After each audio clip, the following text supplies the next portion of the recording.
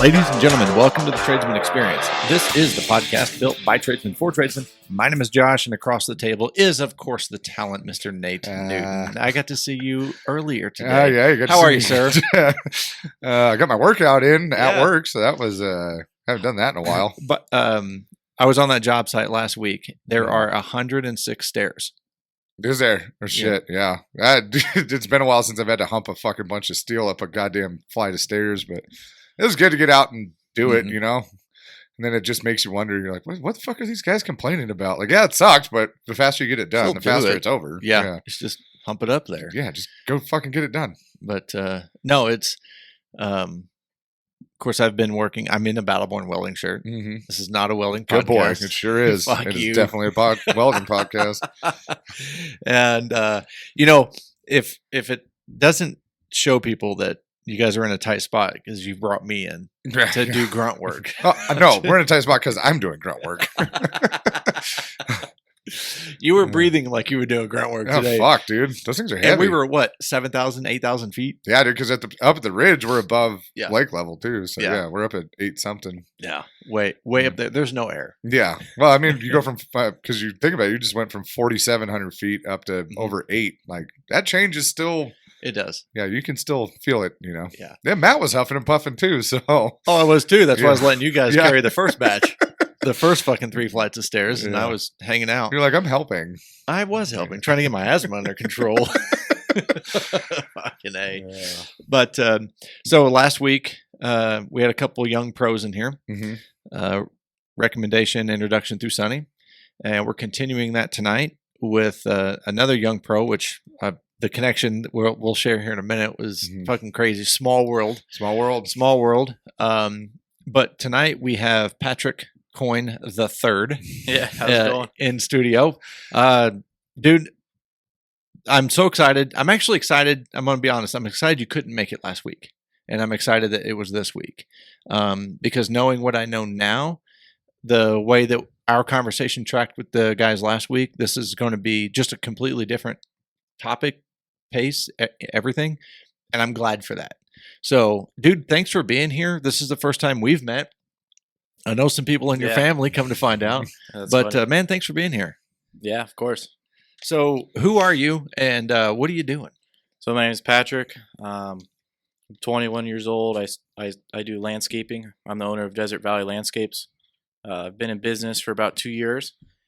I've been doing this since I was 13 years old, so I'm about 8 years in. And yeah, I love it. It's fun. Mm-hmm. You know, I just love doing landscaping. I love pouring concrete, doing pavers. So, do you do hardscape? Yeah, we just do construction. We don't do any maintenance or any of that stuff. You just do installs? Yes. Okay. Yes. Cool. So define hardscape for people like me that don't really know what qualifies as. So like hardscaping is like pavers, like flat work, patios, walkways, retaining walls. No plants. You don't do trees or trees We or do plants? that stuff too, yeah. Okay. Yeah. But like so we'll go in like basically we mostly do like blank backyards. So a homeowner buys a new home and then they come in and they call us and we come in and we do the landscape. So we'll just go put a patio in, some trees, drip lines, irrigation, sod, everything. Just give them backyard. Dude, and there's like a plethora of that shit to be done around here, especially down here in the valley. There's, a lot of new subdivisions coming in. There's, a lot of that stuff out in Genoa. There's a ton of that shit to be done. I always thought it was weird because my folks bought their first home in Chichester, which is in Gardnerville. And it's a big subdivision, but none of those houses come with any landscaping on them. Yeah. So it was, everybody kind of did it as they went. So there's got to be a huge market for that stuff. There is. And a lot of the new subdivisions, they're requiring the homeowners to actually have their backyard landscaped within 1 year. Otherwise, they'll get fined from the HOA. Oh, jeez. So that's good for me. Yeah, right. It's good for the landscape companies, but Right. Yeah, I hate HOAs as well. Yeah. So. Yeah. I've had my fair share of them. And Yeah. I'll never own another house in an HOA ever Yeah. again. Yeah. Yeah. What about, are you doing like water features and shit? Yeah, we do water Really? features, yeah. Jesus. I've only done a couple, but my guys, they've done a lot of them. So Well, you fuck one goat. I mean, Yeah. you're a goat fucker. So you've done a couple, you qualify. yeah. But just saying. Josh, you're trying to run our guests off or what? Just calling them goat fuckers right out of the gates? Mike's been on for 5 fucking minutes, dude. Exactly. At least 5 lube minutes. him up Exactly before that. 5 minutes. Oh man. So you hit me with a shock. I know your dad. Yeah. Yeah, when you came in and Yeah, you it's introduced funny. yourself, and He's actually been on the podcast. he has. Oh, really? Yeah, I interviewed him and Mary to kind of figure out what the advantages to the coaching were. That's the only episode I've done without Josh. Really? Yeah, When Yeah. was that? I It want to was- listen to it. it was terrible. Not because of them, but because of me. I'm not a great interviewer on my own. I usually just talk shit in the background. He's a Yeah. phenomenal co-host. Yeah. The talent, you know. Well, I'll dig up that episode and let you know Yeah. which one it is. Yeah, that'd be cool. But I met your dad on a construction site, Oh, really? and he had the roofing contract. I was subcontracted to the GC, to install some kind of skirting around this building. I was supposed to be there for 10 days, and I was there for 4 months. Jesus. I never put the skirting on. Never installed it. The superintendent and I just got along immediately, and he scooped me up and made me kind of the assistant superintendent on that job. And I ran the crews on the inside of the building. He ran the crews on the outside of the building. Oh, nice. And the first time I met your dad, he wanted to tell me to fuck off. Oh, really? And him and I joke about that. So, That's funny. Who doesn't want to tell you to fuck off the first time they meet you? I just have that face. Yeah. I know. I look like a hate Very crime. punchable. Yeah. So, I was up on the roof, and I had to cut a hole or do some shit, and they had a whole stack of material, fucking 6 foot tall, of all this material. And I was like, hey, got to move this material because I got to cut a hole. And before he could tell me to fuck off, I offered to help. Yeah. And he was like, what?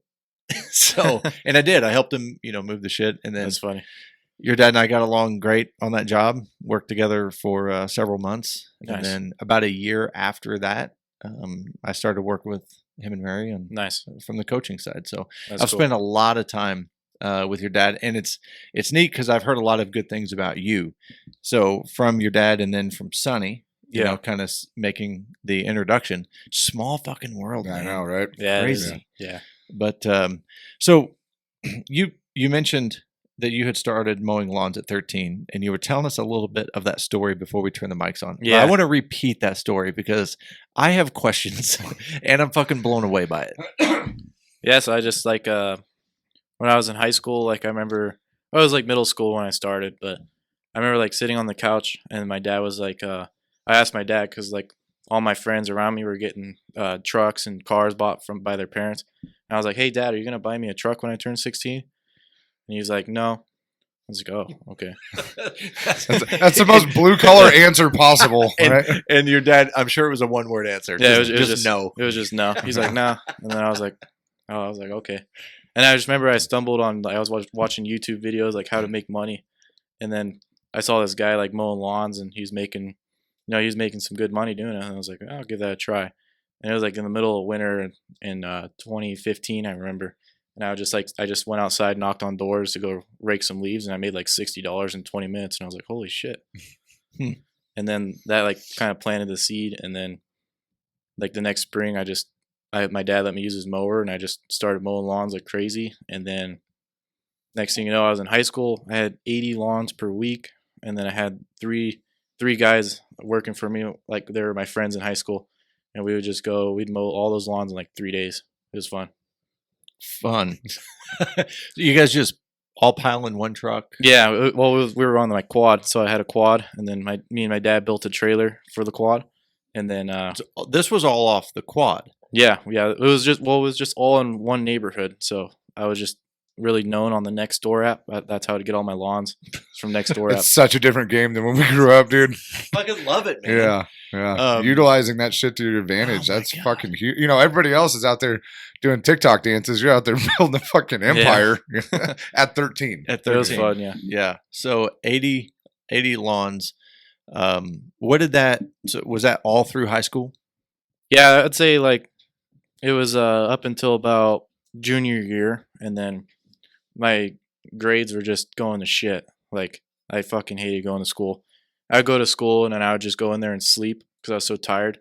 And then Mowing 20 lawns a day. and then I finally was able to. I actually dropped out of high school junior year, and then I was like, "Hey, Dad, can I get out of school?" And he's like, "Well." They were like, they did not want me to get out of school. Like they wanted me to stay in school, but like I knew I was gonna do this for my life. Like this is what I want to do. And then he was like, yeah, we'll talk to your principal, but like try to get your GED or something first. So talked to the principal. She let me. I got my GED and then I dropped out and then I just went to work full time. So Even if I didn't know your dad, I would say this: good for them, yeah, right? For forcing for kids allowing to go, that. Yeah, forcing kids to go through that shit is it's so fucking idiotic. And it's like you already had a passion, you already had something that you were full bore into. yeah, And you had fucking employees in high school. Like that just goes to show that most entrepreneurs don't fit into that cookie cutter bullshit that is the public educational system. you yeah, know? And I mean, at this point, if you look at how the school system actually pans out, like what are they actually even fucking teaching you in there? You know? yeah. Like, Honestly, I don't know. It's just I feel like it's just a how to big not experiment. think and obey. yeah. Only Yeah. obey, don't think. Right. Yeah. Right. I mean, the most successful people that I've ever known have all been high school dropouts.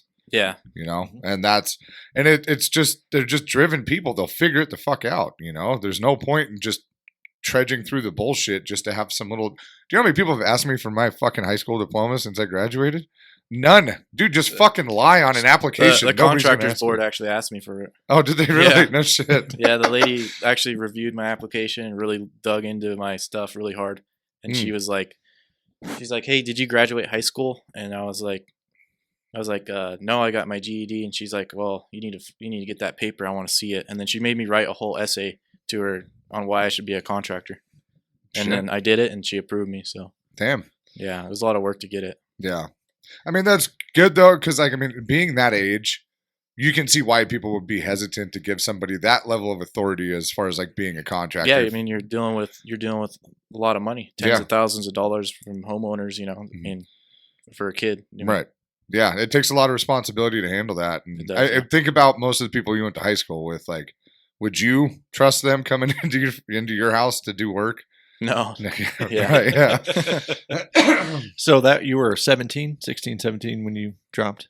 Yeah, I think I was like 17 Okay. when I dropped out, and then I actually moved out at 17. I rented my own house, and then because it was getting to a point at my dad's house where I had like 4 or 5 trucks out front with all trailers, and then HOA in the city's like sending my dad's fines, Oh shit. and I'd have employees going to his house every morning and go to work, and it was getting bad, so I ended up moving out, and then yeah, I just moved out, and then I tried getting my contractor's license when I turned 18. That didn't work out.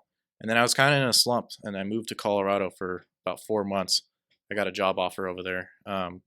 So I'm in a Facebook group called Goat Gang. It's a guy, his name is Tigran. He's in California. We all pay him $97 a month to be in this Facebook group. And it's just a bunch of landscapers. He's got 1,000 members in there. I've been in there for about 4 years. And I've learned so many things from other people doing the industry. So there was actually another kid in Colorado. He was 17 years old, and he had a landscaping company. And over in Colorado, there's no contractor's licenses over there. Mhm. Like you just need a business license and your insurance, and you're good to go. Yeah, Texas, same way. Yeah. So Southern Illinois is too. Jesus. yeah, and so he actually offered me $100,000 a year to go do sales, just sell landscaping jobs.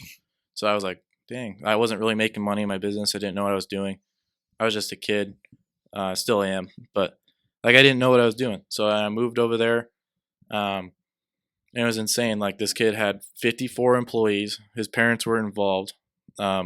He actually, it was sad. He went bankrupt like 4 months. So that's why I came back. And then I just restarted everything.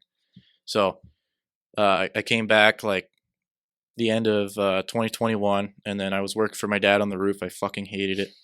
I hate roofing. I'm sorry. but like my whole family's done roofing. I you work all day and then you look at what you've done and you're like, wow, that's it. And it's just, I don't like that. You know, like shingles is fun. I love doing shingles. It's fun. You work hard and you actually get shit done. But like, I feel like with the TPO roofing and the single ply stuff, it's just so tedious, you know, with the heat welding and all that. I don't like it. So, well, let me ask you this: would you say that having your father as a contractor has been a big help in you? Yeah, I'd say so. Getting there, like, has he kind of coached you along the way? Yeah. We talk every time we hang out. We always talk about work. That's all we talk about. Blue collar families. Yeah. Love it. I think it's got to be nice for him too that you didn't follow in his footsteps and you're having success going down your own path, right? Yeah, I'd say so. I'm not sure. Yeah. Yeah, it might be worth asking him. Yeah. But so like I was working for him. I worked for him for like 2 months, and then I got another job from another contractor. He's a good friend of mine. His name's Austin. He owns Volity Custom Hardscape. They do really good work, concrete and pavers up in Reno. And I've learned I learned how to do everything in the field with them. So I worked for them for like till spring, and then I started getting these side jobs, and this was like beginning of 2022. And then I landed a $40,000 paver job, and then I was like, all right, I'm quitting. And then ever since then I was going hard, and just going hard. And then I bought a brand new excavator a couple months later, and then I had a few, like I still had a lot of my equipment from when I was doing it before I moved to Colorado. And then I just kept going, and then here I am now. It's fun. I'm only 2 years in. I'm still learning a lot. It's really fun. I love it. What's been the most valuable thing that you've learned over the last 2 years? Just be efficient, like in business, like just being very efficient with your jobs, like getting in and getting out, doing good work, servicing your customer, and just stay at one job. Like if you have only four guys, one crew, stay at that same job until you're done with that one. Don't go start another job, because then you're going to run around like a chicken. So how do you manage that conversation with your clients and managing the schedule? So I schedule everything with Google Calendar, and I also use this software called Monday.com, and it helps me keep track of everything. It's the second time I've heard of that program in the Was last it month. Monday.com? Yeah, it's really good for it's good for everything. You can program anything you want in there. It's pretty easy to use as well. So, God damn you little tech savvy bastards! I can't figure out how to use Google Calendar. So, but yeah, and that software is free too. But yeah, it's the way I manage it. Like, so we try to be at one job at a time. So, because it's just I tried doing multiple jobs, keeping customers happy, and it just bites me in the ass, you know, because you're running around like a chicken. Because you got one guy here, two guys there, and then three guys there, and then you got to bring all the material to all three of those jobs. And then the customers, you know, the job's going slow. It's kind of dragging on. So the customer's just going to have to be patient. Like I communicate with them all the time, and I'm just like, hey, we're coming. We'll be there. I just have to get this first job done. You know, you just have to. No, I love this because I agree that if you communicate and set the clear expectation, the customer will wait. Yeah. So how many times have you had an upset customer from waiting? I mean, I've had them upset, but as soon as we show up, they're just so happy. Yeah. You know, Exactly they're just so happy. That's exactly right. So good. So how did you figure out that the efficiency was where you needed to focus? That's payroll. Payroll is the biggest expense in business. It's not the materials. It's not the equipment payments. Labor. It's not the insurance. Always. It's fucking payroll that just gets you. So cash flow. Yeah. So like my payroll is $7,000 a week. Like because I pay myself, and then I have those 4 employees, and they're making good money. But you gotta keep it going. You gotta stoke the fire. Yeah, I mean, because over the winter we got nailed with a really bad month, and it took us. We're still not recovered from it. You know, it you know, we did probably 15% of what we were usually doing, and just 1 month like that'll just derail you, and it's hard to recover from that. So learning those lessons, and we also kept people busy, which probably wasn't a good idea. You know, we wanted to keep people working and whatnot, but dude, I mean, in those hard winters, you got to just take it on the chin every once in a while. Be like, hey guys, sorry, this is the nature of the business. You know, if you guys want to have a company to come back to after a shitty month, Yeah, we got to do. like last year, winter was hard, so we were actually going up to Tahoe and just shoveling roofs and truckie, and we stayed pretty busy doing snow. So, but yeah, it was hard. Like you don't make nearly as much money doing snow than you are with landscaping. I feel like. Yeah. Well, I mean, and ultimately, you're just doing that to keep the guys busy, right? Yeah, exactly. Yeah. Yeah, in the welding industry, we don't really have any. Maybe we should get some plow trucks. I don't know. Yeah. Interesting. How what's been your plan for scaling? Right. I mean, because going from 13 years old to 17 years old to now 21, especially the 17 to 21, how have you scaled your business as far as not only efficiency but just revenue and scope of work, like really dialing in what you want to be known for? Like I don't know. It's just like I just feel like you just do good work and just be honest, and it's just the company just grows automatically. Just you gotta get at the end of the year, you gotta pay more. You gotta pay taxes, so might as well buy a truck, might as well buy some equipment and make your job easier. And it's a long term play. Long term play. Interesting. When did you start figuring out your numbers and cost of overhead operating expenses and man per hour type stuff? When I was in Colorado, like the kid had a lot of spreadsheets, and he had 2 office ladies in there just plugging in numbers and spreadsheets. And then so I actually use those spreadsheets, and I plug in we job cost every project, check all our man hours, and then make sure we're profitable. God damn, this kid's on fire. Yeah. Fucking love it. No wonder I've never met you before. You don't fucking need me. Yeah. That's I mean, awesome. I'm not an expert. I'm still learning. I'm just a kid. Yeah. Do you got plans to increase your crew? I mean, I try to, and then it just seems like it's just chaos. Like I'd have like 7 guys going earlier this summer, and it just shit's just breaking left and right, and then just money's just flying out everywhere, and it's just like, why do that? It's just too much stress. But I eventually want to, but I don't think I'm just ready for it. That's why. So that's where we'll get to work together. Yeah. Yeah, because I mean, once you aren't, you get up to a crew of 7 or 8 or something like that, you can't watch everybody, and that's a difficult thing to do, because I mean, you're not going to have 8 guys on one project, right? I mean, you're going to have to have multiple. Yeah, we'd have 2 jobs going, and then it's just, I don't know, it's just crazy. It was crazy for me, so I toned it down, and I honestly, I really like where I'm at.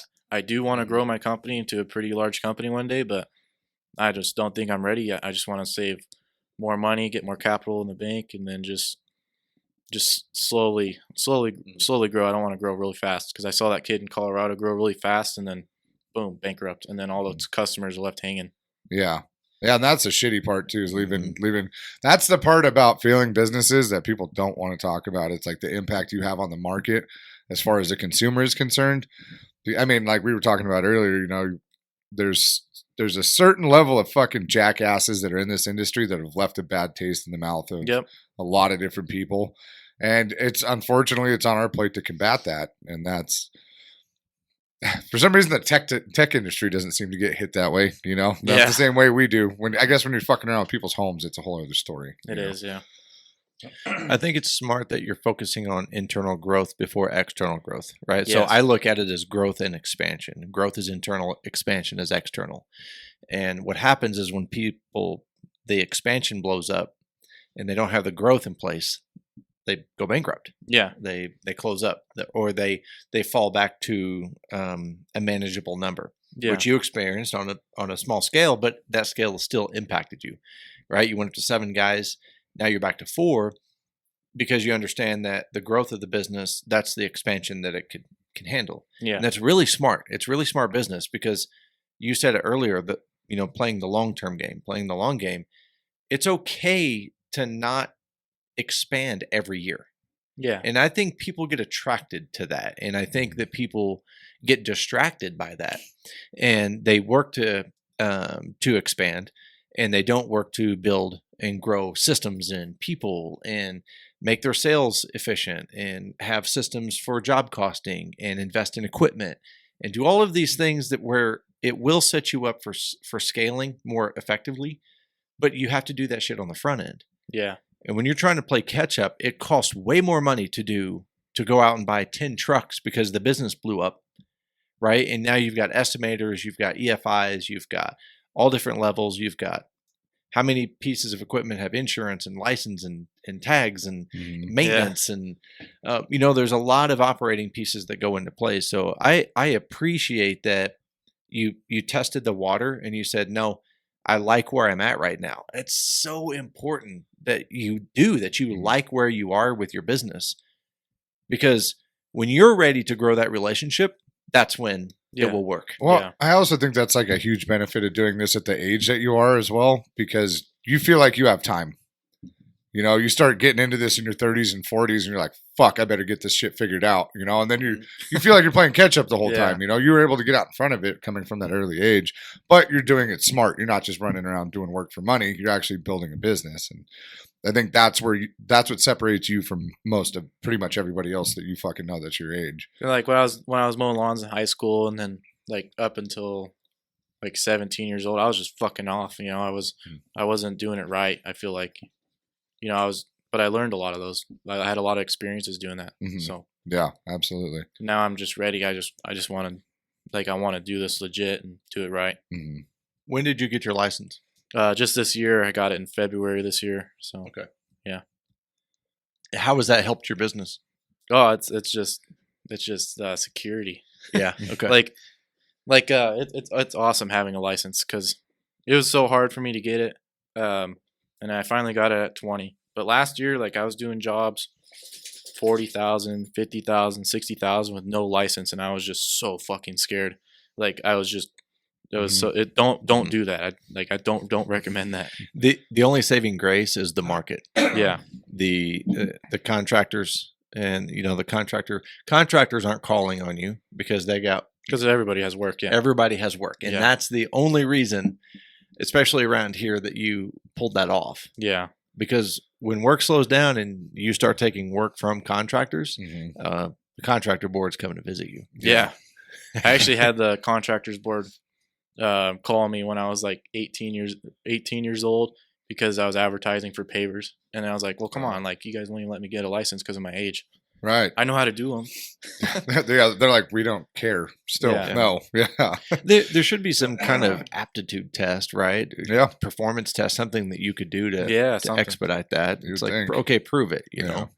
Well, I mean, that's like we've talked about before. This is one of the most difficult states in the union to get your contractor's license in. But now that I have it, it's definitely worth it. The sky's the limit once you have it. You know? Yeah. I mean, there's something to be said about being legit. I know a bunch of people that they're not. And they run a lot of cash deals and shit like that, but then there's stuff they don't get paid on, or they're getting strung along, and it's like if you just go legit, they're like, well, we don't want to pay taxes. And I'm like, you understand all of that's factored into your fucking jobs. Yeah. It's not like they're just taking money from you. If you're bidding properly, you're accounting for your taxes. You got to pay to do it right, and it's worth it. It is. Are you detail driven or result driven? What do you mean by that? Do you care more about getting the result, or are you very detail oriented throughout the process? Like the jobs, the business in general. I would say probably more result driven, because there's a lot of shit that I could fix. All my trucks are they could be more organized. It could be a lot better. Okay, because I would have pegged you for result driven. Yeah. Because your demeanor is you're very direct. Yeah. You don't fuck around the bush about a lot of stuff. And I'm curious, do you run the business the same way? Do you run your team the same way? Do you communicate with the customers the same way? Yeah. Yeah. I'm very direct, if customers, if they're like, hey, well, I wanted to start this job 2 weeks ago, but why aren't you here? Well, sorry, the last customer added more work. There's nothing I can do. Sorry. So even with add-ons, you stay on the job till you close it out. Well, now I do. I mean, I'm not gonna lie. A month ago, I had this job. There was a $30,000 change order. The guy wanted just to finish everything, and then the other customer, he's like, "Come on, man, I need this done. My wife's going up my ass." And I was like, "Okay." So I go there, and then next thing you know, I got these 2 jobs, and I got one in Dayton and then one all the way in Palomino Valley, and only 4 guys. It was just fucked. So we actually just got them done. So Logistics, how far apart are those two? Because it's like an hour and a half, hour 40 minutes. Damn. So Hard to keep track of that. yeah, it's just driving, moving equipment at 10 o'clock at night to one job to the other, because we don't have 2 of everything. We just have a skid steer and an excavator.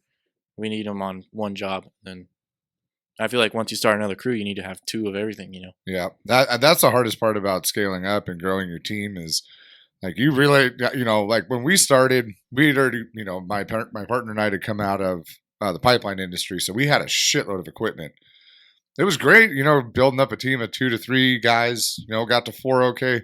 But once we crossed that threshold of 4, it was like, we got to buy all new $20,000 welding machines. We got to buy new MIG machines from the shop, $10,000 bandsaw, fucking telehandler, off-road forklifts, all this stuff. And it's like, just to go from 4 to 6 cost us probably $250,000, $300,000. Yeah, easily. Yeah, if you go all brand new stuff. Yeah, which we don't, not on that end. yeah, But the welders, but not the equipment. Yeah.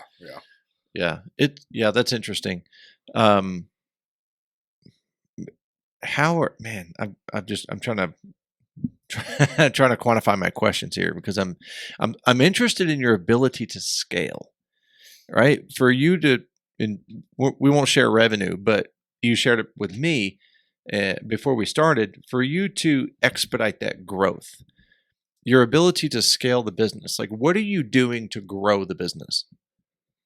To be honest, right now, I haven't really been trying to grow. I just been I'm in the field, I'm selling, I'm just kind of just running around like a chicken doing everything. But eventually I want to scale. Yeah, for sure. Yeah. So are you still hands-on? Yeah. Like install? Like today I was swinging a hammer with the guys, and I like it. Okay. Honestly, I like doing it. It's fun. I fucking hate office work. I hate it. But I need to. Don't we all? I'd rather be on the job. My fucking job is these days. Yeah. If you were to hire, like, what does your next hire look like? Is it someone for administration, or is it more field? Probably guys? Administration, because that realm's lacking, because I kind of put it off a lot, and there's times where I'm got to play catch up in the office a lot, so because I'm more focused in the field. Revenue wise, are you collecting at the end of every job, or are you billing them out? We just collect them at the end of the day, end of the job, because we're just deal with the homeowners. So we were talking about that game, with contracting and dealing with GCs or whatever. Net 30 on fucking everything, and you're lucky if you get paid in 30 days. Honestly, I've done a few jobs for general contractors, and I mean, I hate waiting for my money. So so do I.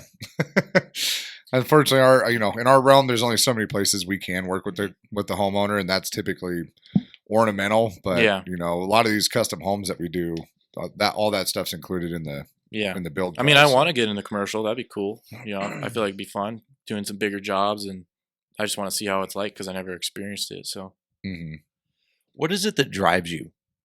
I just want to be wealthy one day and never have to worry about money, or I just want to have, I want to have my kids. They don't have to worry about anything, when I have kids one day. So you want financial freedom. Yeah, that's what I want. So this is one of the things that differentiates you from other people your age and around your age, is you're willing to go out and do blood, sweat, and tears to build this financial freedom for your future.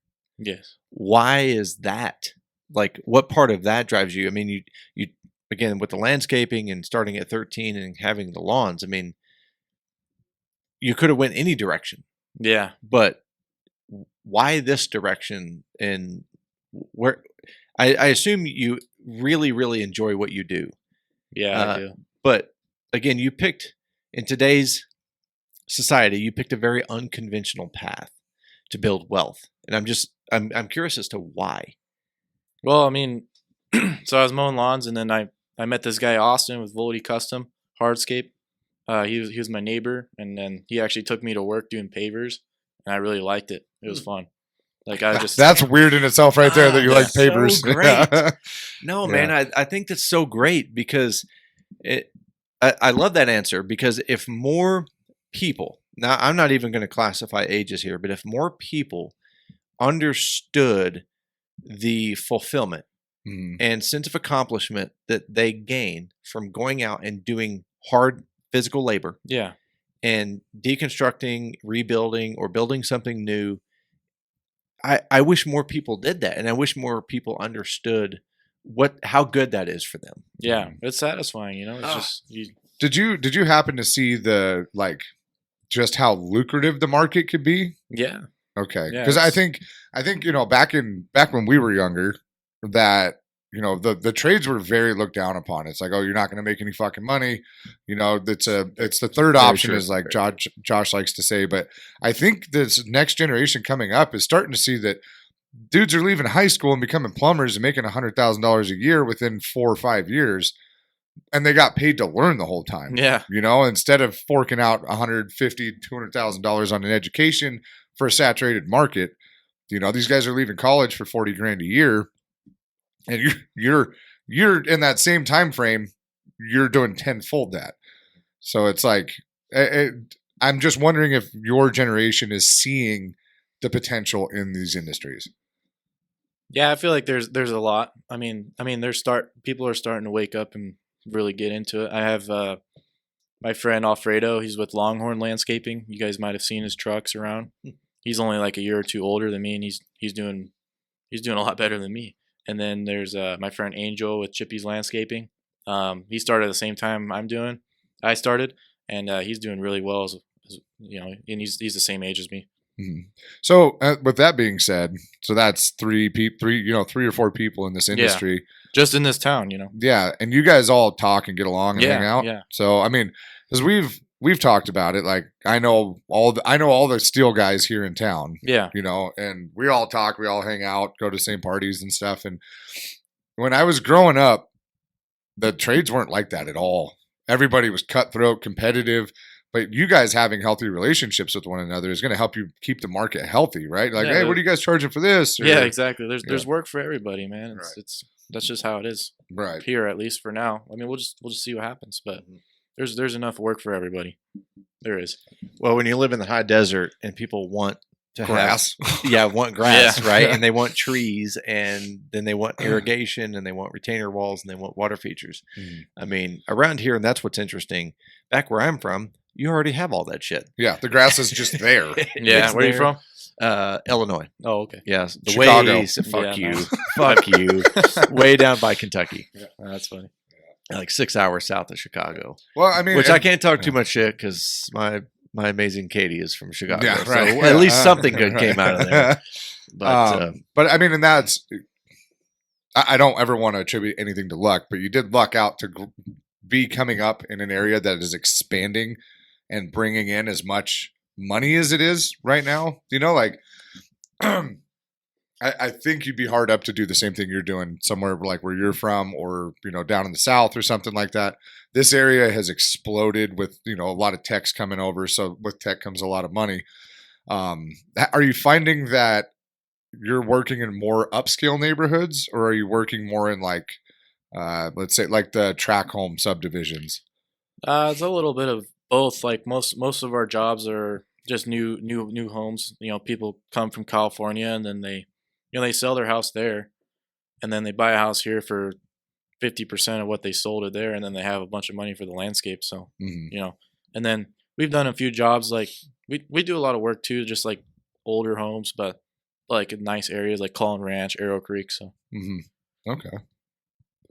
Yeah, that's a crazy industry, man. You know, I never would have thought about it when I was your age. You know, I don't know if it was as prevalent around here, at least. You know, this place. I mean, living down in Gardnerville. Get it, dog? Jesus Christ. Living down in Gardnerville, like Gardnerville used to be like a little podunk, fucking kind of a little rundown town that, you know, all the blackjack dealers that couldn't afford to live up at the lake live Yeah. down in the valley, you know. And then now to watch it explode into what it is, and like all the opportunity that is here, and that's not being harnessed by people. yeah, there's so much fucking traffic down there now. No, dude, they got to put a fucking freeway in around I that know. goddamn town. So So bad. They decided to do all the road construction in the same fucking month, all the way up and down 395. I have no idea who planned that shit out, but they need to be punched in the fucking neck. There's road construction on the north and south end of Virginia City. No, really? So if you don't get out of there before 7 a.m., you get caught, no matter which way you go. So, yeah, it's. Why is everybody doing it now? Because they can't work up in Tahoe? Fucked if I know, man. Can't work on the mountain? Well, I think the roads got trashed pretty bad this year. Oh, definitely. But I think also a lot of the big paving jobs are probably getting done, like wrapping up. And so they're trying to just fix the fucked up shit before the season hits again. Yep. So, yeah, it's coming. Yeah, it's fucking coming. How did you recruit your team? You said you got 4 guys. So I had Jorge and Jose. They were my first 2 guys. I actually went on Galletti Way, downtown Reno. Yep. Oh, you shitting me? So they fucking A. A lot of those people are they're crackheads. They're Have you ever been on Galletti Way up there? So it's like right off of 4th Street. Oh, where all the whores are? Yeah, just they whore for work though down there. Yeah, okay. They do. They all stand out on the corner like a bus stop. Yeah, I used to work over at an iron shop on 4th. Yeah. Right across the street from some strip club, and there was always, pimps and hookers and all that shit poking around out there. These are, like you said, a whores for work. Yeah. 100%. So I went through a lot of people off of Galletti, and they would actually, they come work, they stink up your truck. They'll work for like 2 hours, and then they're like, "Hey, I need to go home," and you give them their $30, and then they'll go shoot up, and then drink, and they're just drug addicts. And then finally, I found like Jorge and Jose. These guys are honest people, really, really good people, and they don't drink, they don't do no drugs, and they're just all about work. And still have them to this day, and they're one of them. They're one of my best guys. They know how to do pavers. They know how to do everything. They just have good attitudes. They never call in sick. Never had a problem with them. And then my 2 other guys, I got 2 Guatemalans with me right now, and those guys are just crazy. Like they work so fast and just do really good work. Really do you speak Spanish yet? I've been learning a lot of Spanish. Yeah. Job site Spanish. Yeah. Like I can have full conversations with them pretty much. Really? Yeah. Because I work next to them, so. Yeah, you just start picking it up. Yeah. But I found those guys from another contractor. He had too many people working for him. I was like, "Hey man, do you know any more people? I really need a couple more guys." And then he gave me Marvin, and then I was like, "Hey Marvin, do you know anybody else who wants to work?" And then Renee, and they have their driver's license, and it's good. Yeah. It probably sounds like I'm asking the same question again, but I apologize. The fact that you would drive up to Galletti Way and you would just pick dudes up. Dude, that's a fucking testament to me that whatever it takes, right? Like no fucking excuse. Yeah. Like whatever it takes. Like where does that come from? I just need help. I got all this fucking work, and I need to get it done. I feel like I'm talking to what's your buddy that was in here with the GSDMF episode? Holden. I feel like I'm talking to Holden. He's like, "That's just how I am." Yeah, like I don't understand. Like you're a fucking monster. Well, man. I think it's just because it's so missing in common society right now that people that just want to get up and go to work and fucking enjoy what they do, it's so fleeting. But I mean, I almost feel like that's also where a lot of this depression and comes from, is that people have no sense of purpose anymore. They don't. Yeah. They don't get to look back at the fucking emails they sent throughout the day and go, "Yep, I nailed it." I think that being in the trades and getting your hands dirty, I think it's something that this, especially your generation, can definitely benefit from. It's lucrative for sure. Like if you do it right, I mean, it's great. Like, but I'm just getting this whole like no excuses from you. Yeah, it's just like I don't know. A lot of people. Seems like a lot of people struggle with employees, and I do too. Everybody does. But it's all about keeping them. Like you got to keep those people happy, pay them very well, and you just always have to be there for them. And a lot of the good people out there right now, they're already working. So you have to, unfortunately, you got to go take it, take from other people. Yeah, we talk about that a lot. The best people you can find is someone that loves their job and hates their boss. Yeah, and they're already working. Yeah. Yep, they have a job. Yep. They just want to feel valued. Yeah. You know, they want to feel appreciated. And if they can make a little bit more money too, that's a bonus. Yeah. But so when you were driving up to Galletti Way, how old were you? I've been doing it since I had my license. God Yeah. damn. It was dude. scary. I remember the first I was gonna time say you could have got murdered. Yeah. Like no shit. Like you were on the menu at that point. Yeah, I mean, if no one's ever been up there or been around here, they don't understand exactly. But I mean, straight up, could have been murdered. Yeah. I mean, that's a real threat. just for whatever cash was in your pocket. Yeah, For yeah, dope money. yeah, Yeah. yeah. For being a white dude picking up non-white dudes. Yeah. Yeah. You know, I mean, seriously, that's just. Yeah. I mean, thank God you don't look like me, but Yeah. fucking. He said, "I know if you can see my tats and I have a fresh shave, I look like a hate crime." Yeah, Well, you a do lot, look of, fine, a lot but- of those guys, they just want money down there, Mhm. and Yeah. for their fix. Yeah. It's sad, honestly. Yeah. And he said, "I see an opportunity." Yeah, right. I can at least get a couple hours of help out of the motherfucker.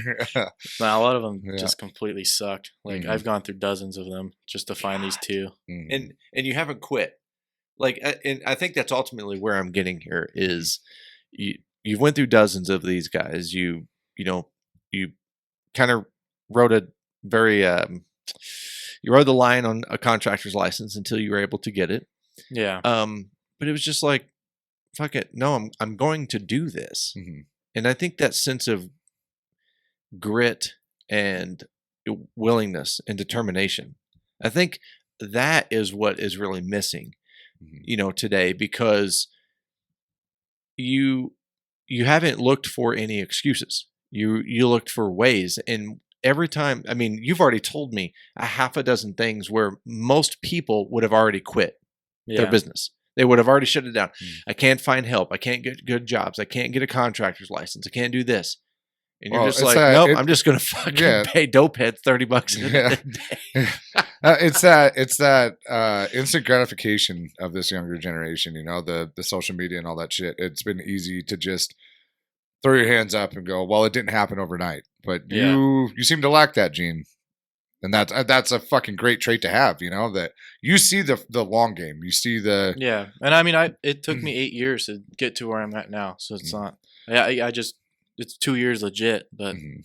it that took doesn't me- negate the work you did before. Yeah, though. it was 8 Yeah. years of trial and error to get where I'm at, and I'm still at the bottom. I see it in my eyes. I'm still at the bottom. I think that's part of it too. Is you don't feel like you've arrived. You don't feel like you've not accomplished what you define as success. Yeah. And again, instead of using that to give up, you're using that As to fuel. keep fucking going. Yeah. Yeah. And again, that's the mindset again, that's ultimately what I've been trying to ask here. It's like generating that mindset. What does that internal narrative, what do your conversations with yourself sound like when shit's going sideways? Oh, I'm like, what the fuck am I doing? And where the fuck's my money? Like, and then I'll, I'm not gonna lie, I'll take a couple of days and kind of cry about it in bed. Yeah. Like you just kind of like fuck, and then, but you just can't give up, because it'll just consume you. So you just got to figure it out and just keep trying new things. Mhm. So it's that simple. Yeah, Yeah. it is. It's that fucking You simple. just got to have some fucking cojones, Yeah. Man. What is the next step for you? How long do you want to stay in this path, or you think you're going to stay in this, or what's your next move? I mean, I want to keep doing it and then eventually do something else, like real estate or something. I don't know. Okay. Just whatever. Whatever opportunity comes up, but I just want to build a good business and then put some cash away and then buy some land and build a house, hopefully. That's what I want to do one day.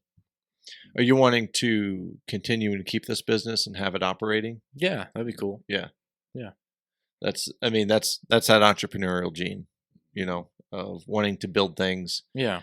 systemize them, put the right people in the right place.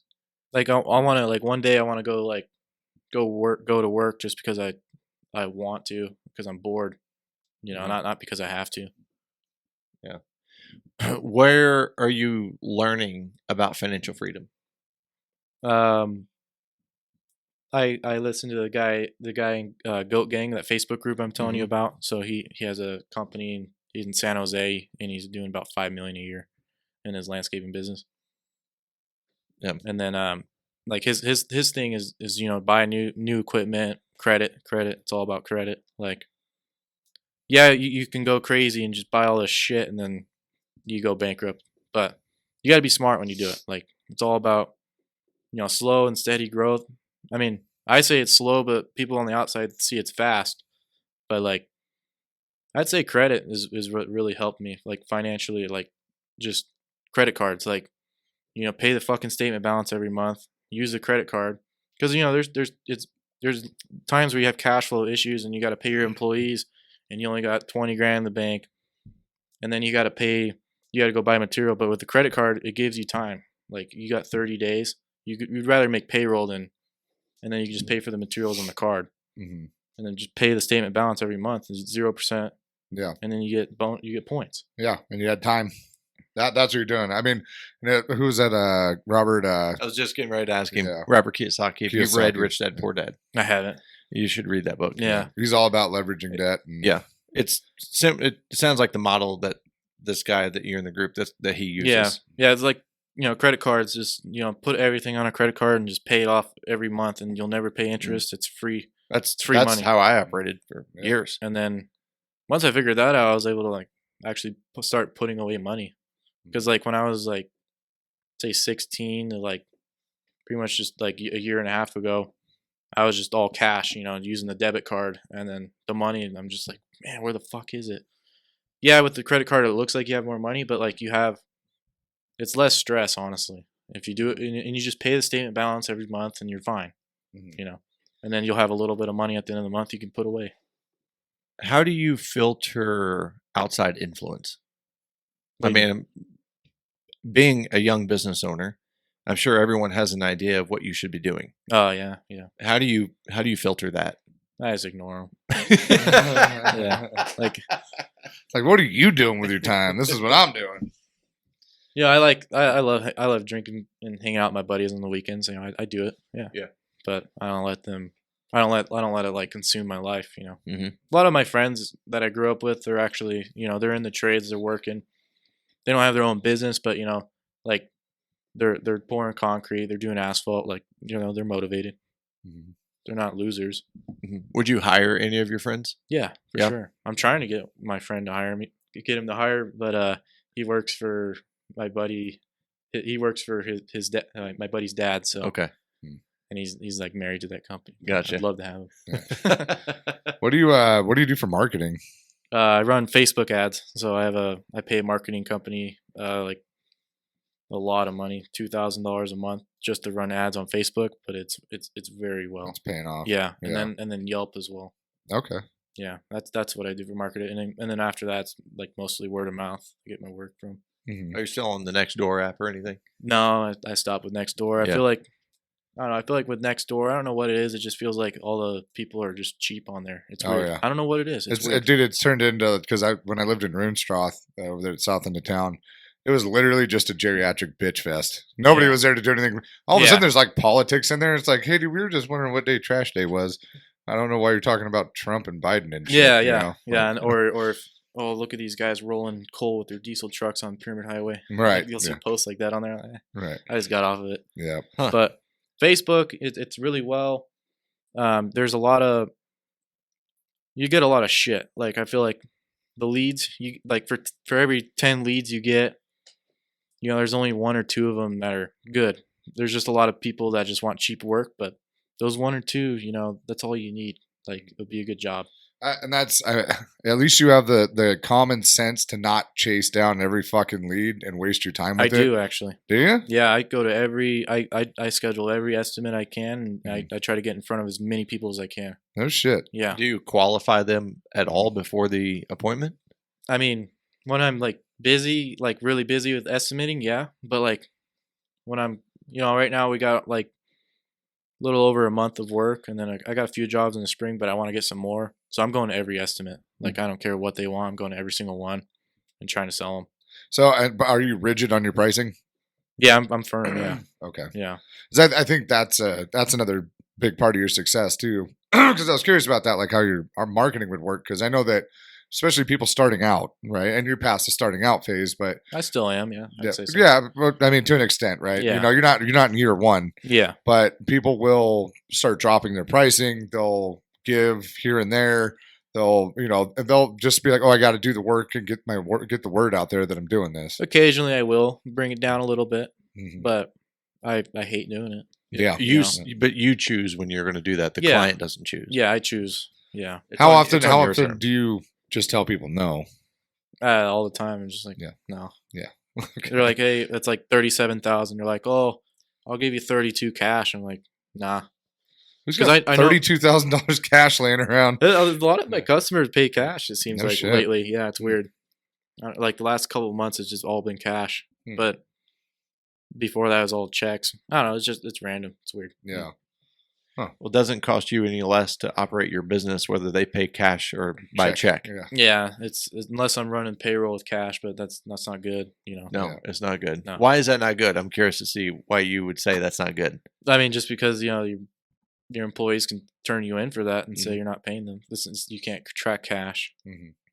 Yeah, you get out of paying the payroll taxes, so you save money on that. But I mean, it's not a good habit. I feel It's like not a good habit. Yeah, it's not good for your employees either. They don't have trackable income, so if they Yeah. want to go Yeah. buy a car or fucking get a credit card or something, And you're liquidating cash for payroll. yeah, yeah, right. And that is like the worst place to put cash yeah, is payroll. You know, I believe in, again, I think you'll like the Robert Kiyosaki book, but understanding purchasing assets on debt, not liabilities on debt. yeah, Purchasing assets on debt, controlling that debt. But for me, especially in the trades, having cash to liquidate lets you buy companies out, yeah, right? You buy inventory for pennies on the dollar. You buy equipment super fucking cheap. yeah, When I was in Illinois, I bought a dump trailer. I had a 14-foot dump trailer with 14,000-pound axles, 3-foot sides. I picked that thing up for $6,200 cash. no, that's nice. Oh, and I didn't bring it with me because I mean, who knew? Yeah. But I sold it to move out here.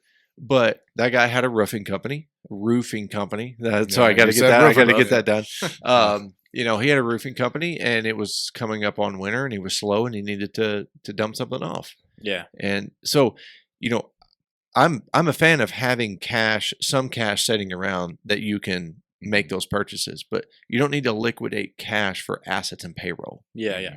And but a lot of guys do. I'm not gonna lie. I mean, I've used cash for payroll. Mhm. I mean, a couple months ago, I had like 40 grand in cash, and my guys personally, they like cash because I feel like they use, I pay payroll taxes, they pay payroll taxes, but I think some of them are using other people's socials, so they can't even get that money back.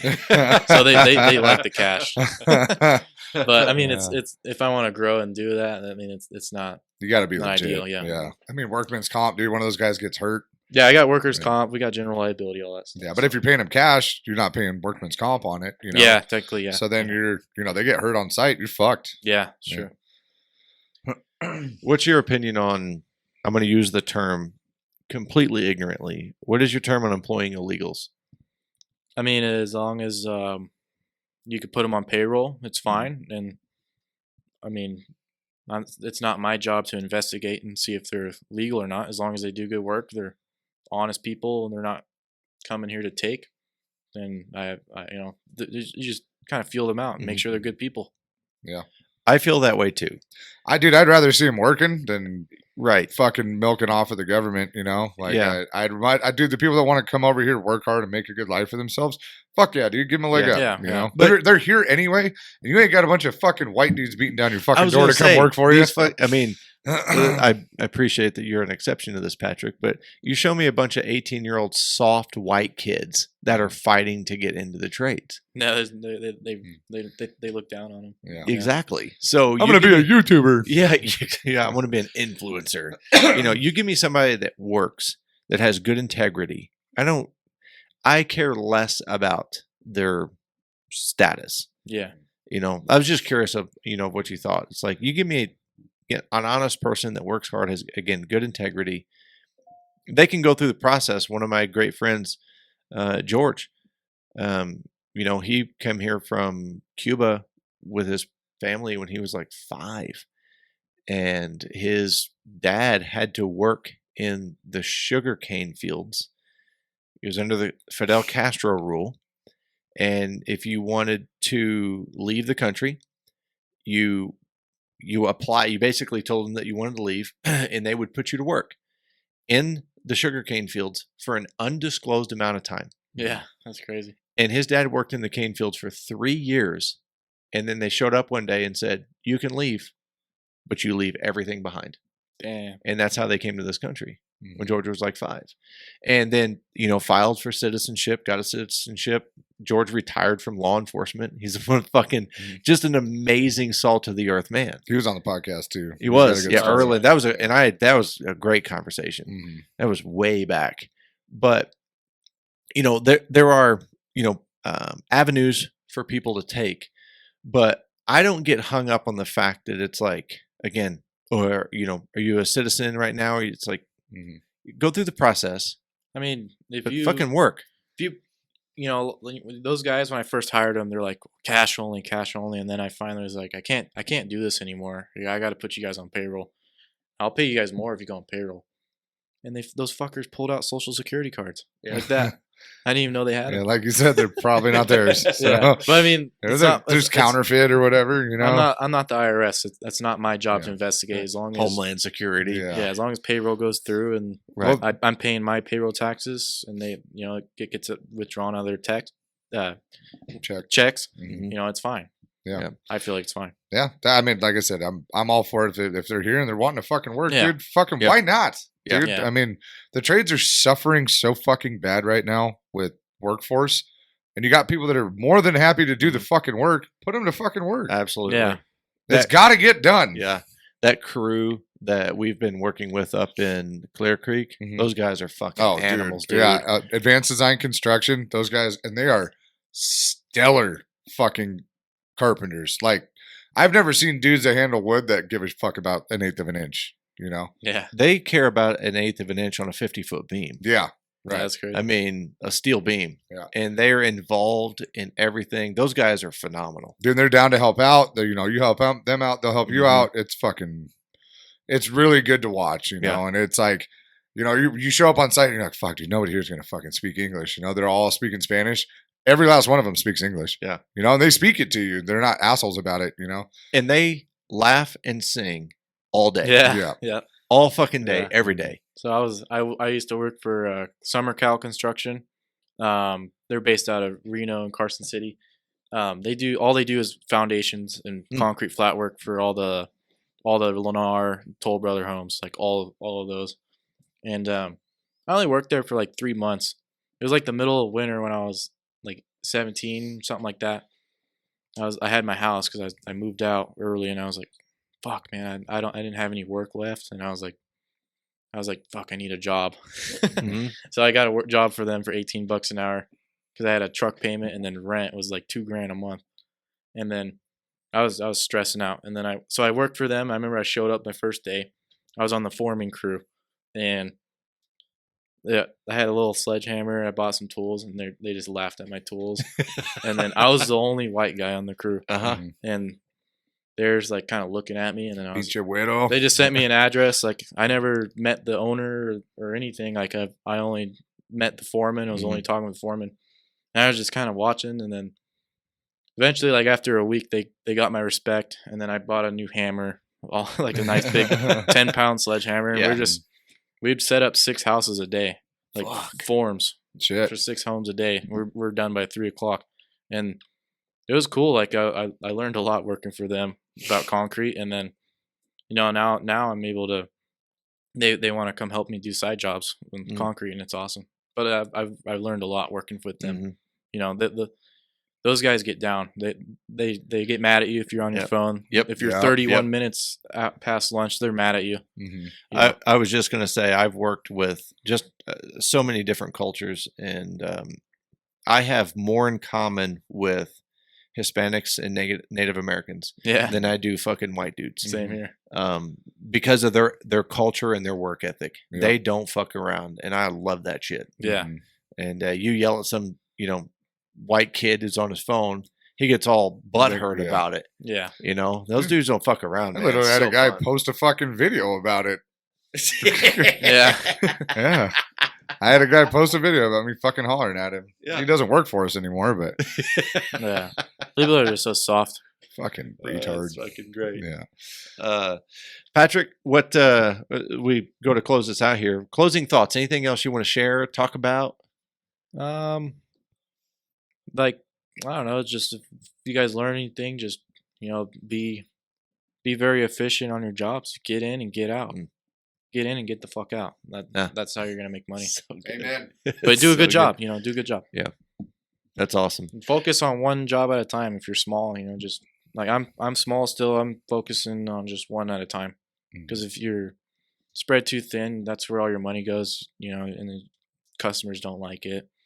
Yeah, they're going to be mad at you because you're too small and you're putting them back, but you just gotta, they're gonna love you when you get there and do a good job. So They can be a little pissy in the front end, but make sure that they're smiling on the back end. yeah, exactly. Where can people find you? So you can find me on Instagram, Desert Valley Landscapes, and then Facebook, Patrick Coyne, Coyne, and then Instagram, my personal is like Patrick_Coyne_3. Okay. So The third. The Yeah. third. Well, I'm excited to talk to your dad after this comes out because I'm actually going to see him next week. So this will have come out by the time that I see him. But man, it's awesome to meet you. yeah, it was And awesome meeting you guys. This was great. I appreciate you agreeing to come in and share your story. Yeah. Mr. Very Newton? insightful, man. Yeah.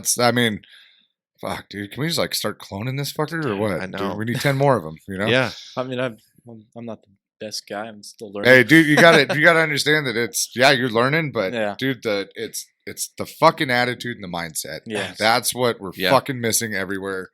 And fuck, dude, like that. You gotta understand, dude, whatever your successes and failures in business are right now, that right there, your fucking brain is what's it's gonna take you so far. Yeah. And the conversation we had before we turned the mics on in this conversation, not one time did you make an excuse about anything. Yeah. Mhm. You just fucking get shit done. Well, I mean, if anything happens to you, no matter what it is, it's always your fucking fault. Like it's your own fault. No matter what. Well, The employee leaves, it's your fault. Yeah. You got to blame yourself. You have to. Well, no matter what happens, you still gotta fucking deal with it. You can't just be like, well, fuck this, it's not working anymore. Yeah. I'm gonna fucking You got to be hard on tell yourself. People are like, "Oh, take it easy, be good on yourself." No, you got to be hard on yourself. Yeah. I mean, we're in this this unfortunate generation where nobody's hard on anybody, and we see the fucking end result of that. Tapioca pudding all over the place, Tapioca pudding. Soft as fuck, dude. With green hair. It's either green, blue, what are the Yeah, dude, if anybody were to ever apply and they have multicolored hair or Yeah. pronouns on their fucking resume, it's like, nah, dude, we're good. You're gonna be a problem. so Yeah. fascinating. It's like watching another species. Yeah, it is. Yeah. It really is. It's This is weird, man. tapioca pudding. Yeah. Jesus Christ. It's lumpy. Oh, God, I hate that I painted a visual in my head after you said that. It fucking pisses me off. But Yeah. well, Patrick, dude, thanks for being here, man. Yeah, of course. Thanks for having me. It's cool. Well, check him out on Instagram. You can find Nate on Instagram at NateNewton87. I am on Instagram at The Tradesman Experience. Email is thetradesmanexperience@gmail.com. Website's thetradesmanexperience.com. And the YouTube channel is The Tradesman Experience. Thank you so much for spending this time with us. Get out there, get shit done. Be proud to be a tradesman. See ya.